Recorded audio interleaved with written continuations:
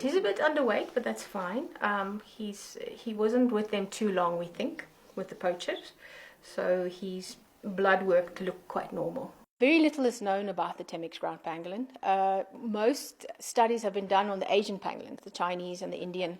So even though they get the same type of diseases in a rehab situation or from captivity, like pneumonia, very similar things, parasites, but their blood values differ quite a lot from ours. The blood I took now is sort of the last one just before he's released, just to make sure that everything is still normal. It gives me a prognosis almost. I can say which ones are going to be difficult to treat or probably going to deteriorate quite quickly. Dr. Lourens is absolutely instrumental in rescuing these pangolins and facilitating their health once again.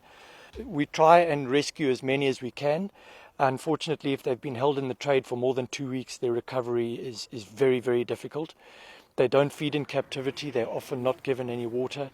They're highly compromised both physically and mentally. Most of the ones we get that are not too compromised, it just needs a bit of extra feeding, we give a liquid diet. It's low in fat and high in protein. So we sedate them and place the tube in the mouth all the way to the stomach and feed them and wake them up.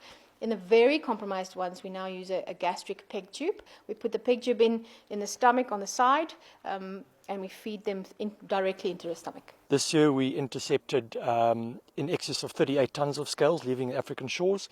Last year it was 39 tons. They're likely to go extinct within the next 2 decades if this trend continues. Ramfy, he's a young pangolin that came in from the trade when he was 1.5 kilos. Now he's 5.5, and we normally release them only once they go up to 6.5 kilos. Because he's been, raised since he was tiny.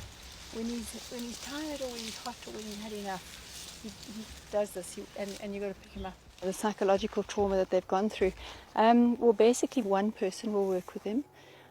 So either the vet, Dr. Karin, or myself, or somebody else will take that pangolin out and just walk with that pangolin just on our own, just so the pangolin gets used to a particular handler.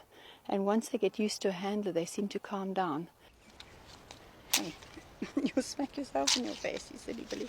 I've been working with pangolins since 2007 and have quite a lot of experience with their husbandry and handling. And she's been developing the veterinary side for the last 2 years. In the beginning, we didn't really know what we were doing, and we couldn't ask anybody because there wasn't anybody to ask. And as we got more and more blood results, our care improved and our treatment improved quite a bit. And I would say our success rate went from probably 50% to 80%. It's a world first stuff. We're learning pangolin medication technologies and new information every single day. And I think this pioneering work will then be rolled out to the rest of the world that are treating pangolins.